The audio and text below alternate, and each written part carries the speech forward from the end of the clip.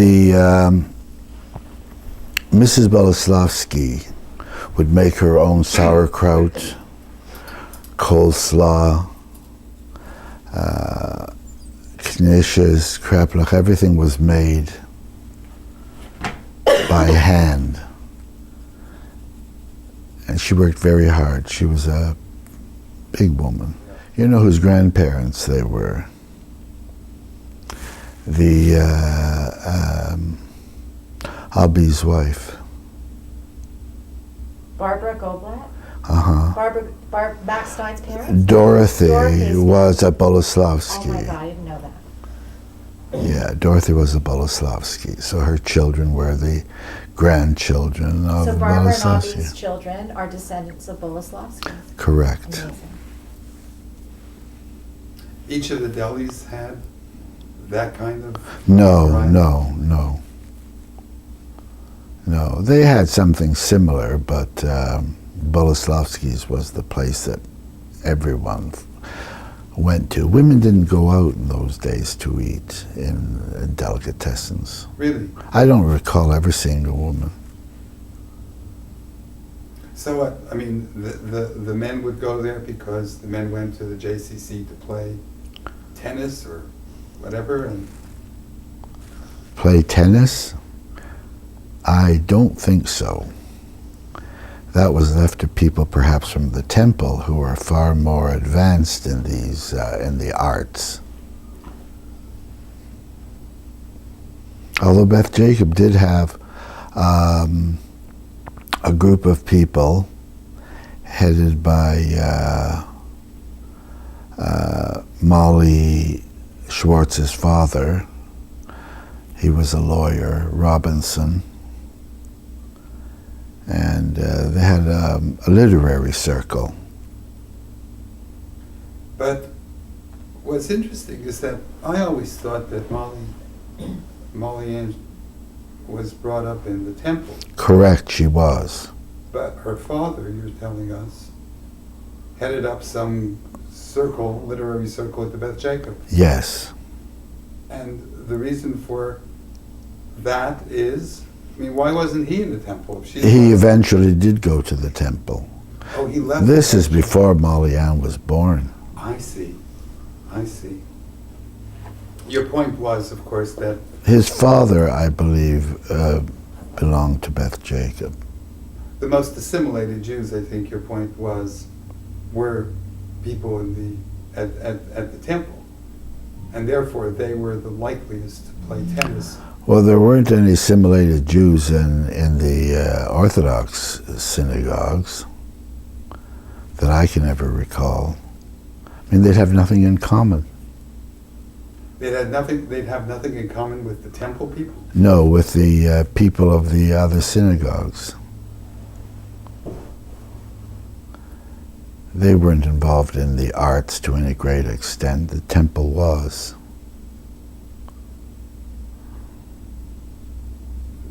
When we met the last time, I think you pointed out that you had a teacher that specifically taught you Yiddish. Yes.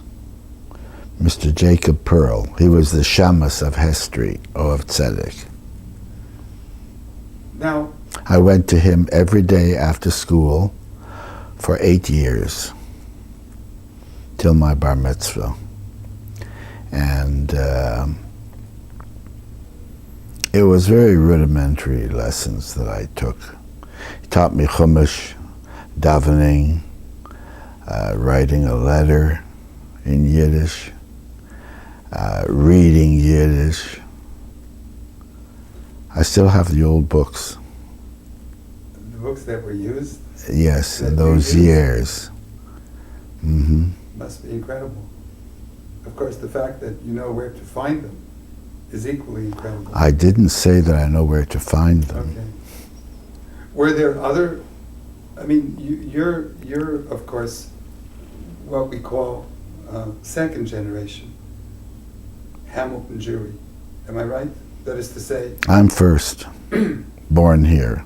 I know, but I'll count your parents. Let's say as first generation because they came over here. Yes. Let's just imagine. So, My grandparents came before them. oh, did they? Yes.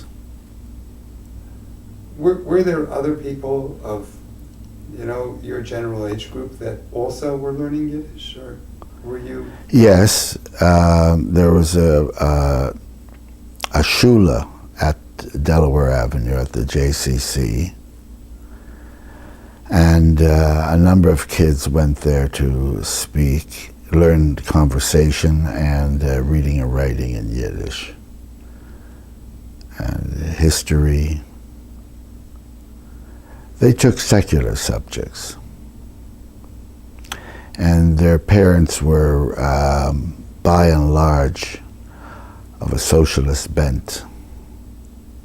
This was the Talmud Torah. This was in the Talmud Torah In the Talmud area. Torah. Hmm. But were there other people, for example, who were frum or more frum, who insisted that they wanted their kids not to take these so-called secular subjects, but they just wanted them to study Torah? Or was there no other place for people to get a Jewish Study education? Torah? Not in my day. No one studied Torah in your day? My age group? No. I cannot think of one. We were taught to daven, and that was about the extent of it. And Chumash, of course. Yeah, of course. And also not to question, or you'd get a patch. That hasn't changed. No, I don't know. Not in Hamilton, but I'm saying in various Orthodox circles, that probably remains in force. That is to say, not questioning. Did anyone wear a kippah outside? No one. No one wore a kippah. In other words, if we talked about Rabbi Levine, as we did earlier, he wore a hat. He wore a hat. He wore a high black yarmulke with, if you remember them. A high They're, black yarmulke. they're square, like almost like a yes, pillbox. Yes, you know where you'll Yeah. see those? Go to Bell's. In Yeah, Montreal. well, that's what he wore. My Zeta had one like that too, but most people, most observant Jews, if they wore anything, wore caps. Or some wore a fedora. Right, right. And some were from and didn't wear anything on their head. Really. Yeah, not too many. Which is fascinating in the sense that there were so many different ways to express one's Yiddishkeit, Judaism, and not all. I wouldn't have dreamt to put on a kippah in public. I don't know why, but I simply wouldn't have thought of it. Right, you wouldn't have thought of it because, for starters, nobody did it. Nobody did it. And second of all, had you done it, you would have been singled out, and perhaps that was part of it.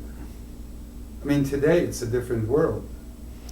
Now, when it came to Jewish holidays, the Jews would, the Jewish kids would have to bring a note from home, go to the principal's office, and present this note, dear Mr. So-and-so, please excuse my son/daughter from school on such and such a day because it's it's Jewish holy day.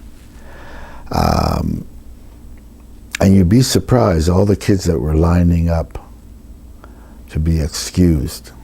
Jewish or non-Jewish? Jewish. Oh, I figured that maybe some goyim came in. No, the principal or the teachers knew who was Jewish and who wasn't. This is in junior high and high school. But I mean, the point is that it wasn't, or was it, that there were people who really didn't care to be identified as Jews, and so surprisingly, they entered into the line to get exempt from coming to No. shul? It's just that that was the way it was done. I mean, if you wanted to get off on Monday and Tuesday for Rosh Hashanah, you had to present some letter. That's correct. You had to present a note. Now, in those days, the temple kept one day Rosh Hashanah, and that presented a problem for us. Why were those kids back in school and we weren't?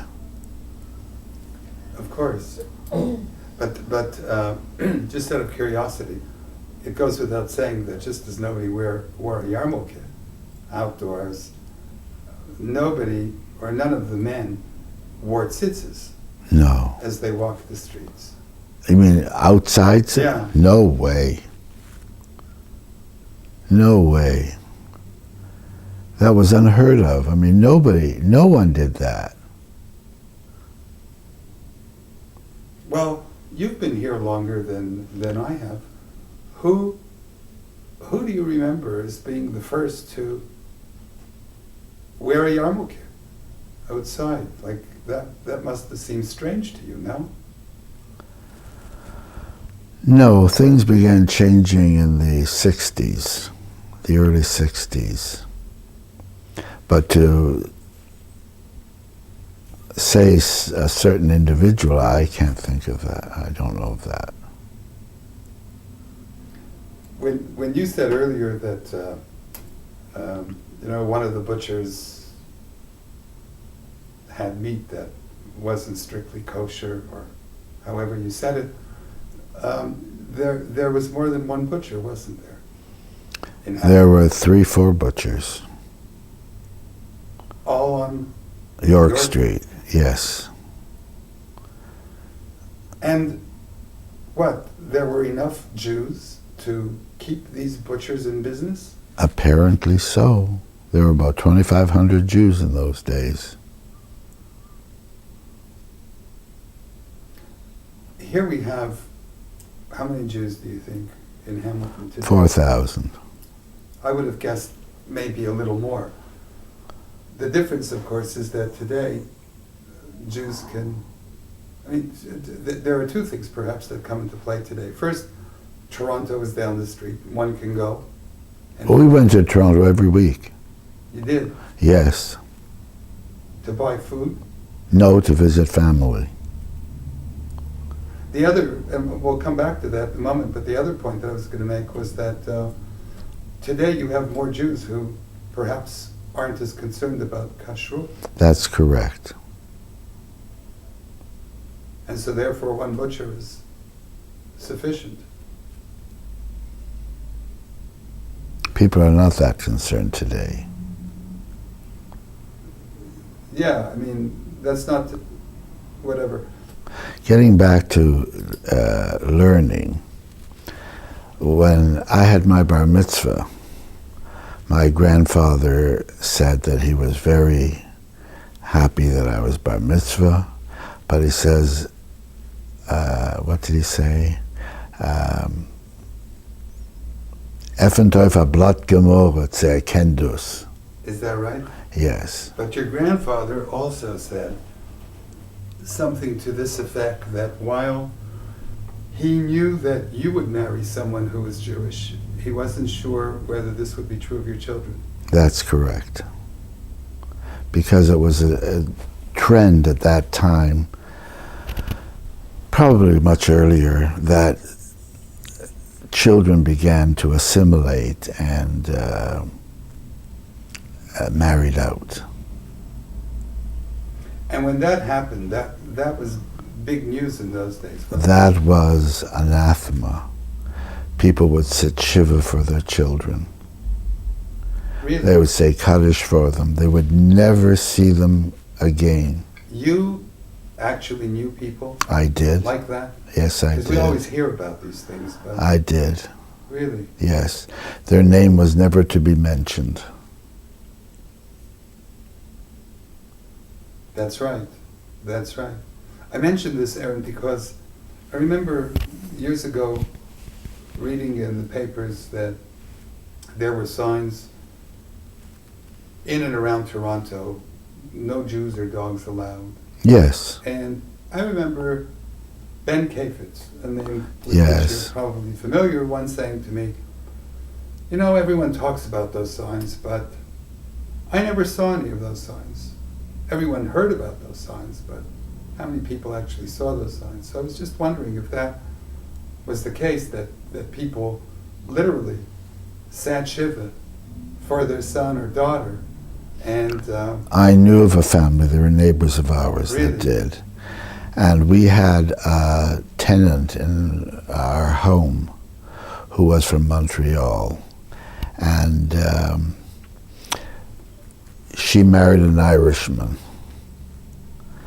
And we didn't know she was Jewish because the name was O'Brien. And it was just before Pesach. And we set the table for the Seder.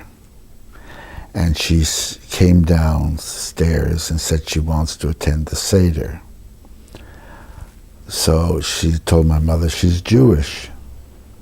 Well, what do we do now? We had no idea she was Jewish. And my uncle, who we shared the Seder with, said that he wouldn't conduct a Seder. So we went to Rabbi Levine, who said that she's a Yiddish Tochter and she has to be invited. She didn't convert. So she was invited. she didn't convert to? Christianity. Right. So, and she had no children. So she told my mother that she had married whatever the year was, and that her parents sat Shiva for her. And she had gone back to Montreal and knocked at her parents' door. And the mother saw her close the door in her face and said that she has no daughter. Her daughter is dead. How sad. Yes. On one hand. On the other hand, that's the way some people were taught. There were a lot of people like that here. I mean, I could name names, but I won't because there's families involved. But there were people that you knew. Oh, definitely. Oh, definitely. Whose lives were overturned Yes. by virtue of the fact that their kids married. I mean, it's a far more acceptable thing today. It's worldwide. Oh, sure. Sure. Maybe we could touch on one other thing before we stop for today. When you grew up, you were down around York Street. No, Oh, well. I was on Cathcart Street, which was north, central north. Right. That's basically what I meant. It was in the downtown Yeah. area. We know that there were places in Toronto where Jews obviously were not welcome to live, and I was wondering if that was also the case, that as you can remember in Hamilton. Yes, during the war, we went to look for an apartment on behind St. Joseph's Hospital. I forget the name of the apartment, Mountain Brow or something like that. And they asked my mother if we're Jewish. And of course she said yes. Nothing for rent. And then we came to Westdale. And we were discouraged by another Jew who lived in Westdale, who probably was embarrassed because my father was a fruit peddler. And the idea of a truck being in front of the house would have been very uncomfortable for him. And then there was the clause that said that no Jews, Bulgarians, Catholics, Italians, Greeks. So this other guy that you just mentioned there and just lived in Westdale but didn't own the house, He owned a house. he was Jewish. Yes. So in other words, there were ways to get around that? There probably were ways to get around it. But there weren't that many Jews. No, Yeah. no. You could count them on probably one hand. And by I'm speaking of the era when Emerson and Emerson Street and Broadway Right. and West was known as Hamilton West. It was a village. if you went into Eaton's, was Eaton's on James Street back in those days? Yes. When you Did went they in- hire Jews? Yeah. Is that what you're getting How at? many people? How many Jews worked there? I can only think of one. In the front or in the back? In the front. Ladies wear. Because in those They all had a token Jew. well, in those days when you filled out the application, they would ask about religion, and in those days you didn't write Jew, you wrote Hebrew. Hebrew. That's my understanding. They never wrote Jew. Jew was a derogatory term. Right. So the religion was Hebrew, and I remember listening to stories of several people in Toronto who said that one person in particular. I mean, as soon as he wrote the word Hebrew, he knew that his application would be thrown into the garbage because you just weren't going to hire unless you had a tailor that you put into the back room. You see, Banks didn't hire Jews. that's right. I mean, to exclude Jews, the exclusion of Jews was rampant. It was during the war years that things changed. But getting back to no dogs or Jews allowed, we drove, on Sundays we'd always go on picnics. That was a given for most of us. And we went to Bronte, and we were asked to leave the park. Not because you drove in with an Israeli flag on your car. Who knew of Israel There in was no those Israel. days? How did they know that you were Jewish? They probably heard my grandmother speaking. Well, I mean, she could just as easily have been speaking Ukrainian or Polish. I mean, They knew we were Jews. when you were asked to leave, We left. you left. That's my point. Yes, we left.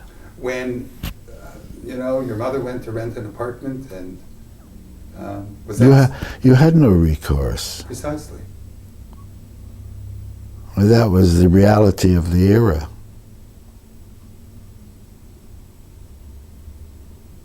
It's fascinating to see how younger people, for instance, take some of the kids at the academy, as just one example, couldn't connect to any of this in the sense of being told that in those days, if you were a Jew, you were denied admission to certain educational establishments, recreational places.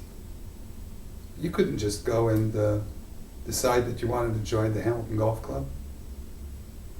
You couldn't get in there. You know, when I attended a reception at the Hamilton Club, I couldn't believe it. This was last year or 2 years ago.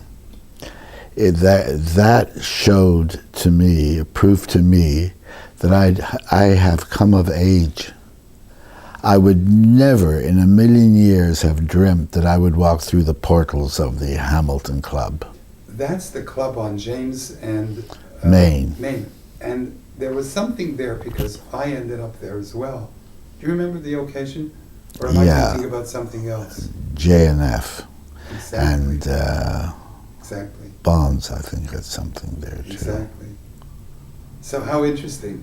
I mean, you never in your wildest dreams would have thought that you would be I mean, that was, and you did it with was a kippah, sacro. didn't you? Yes, With a kippah.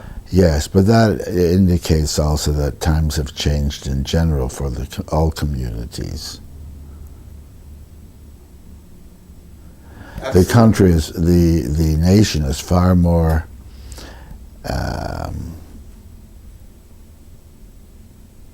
not divided, but it's far more It's a lot more accepting. accepting. Of diversity. It's far more diverse, that's What's the that? word. It's far more diverse today. Absolutely. When I was born and growing up, this was an Anglo-Saxon country. And then Hamilton was a Scottish city. But you can't say that anymore. Absolutely not. I mean, the Sikhs wear turbans, the Muslims wear headgear, so the Jews can wear kippas.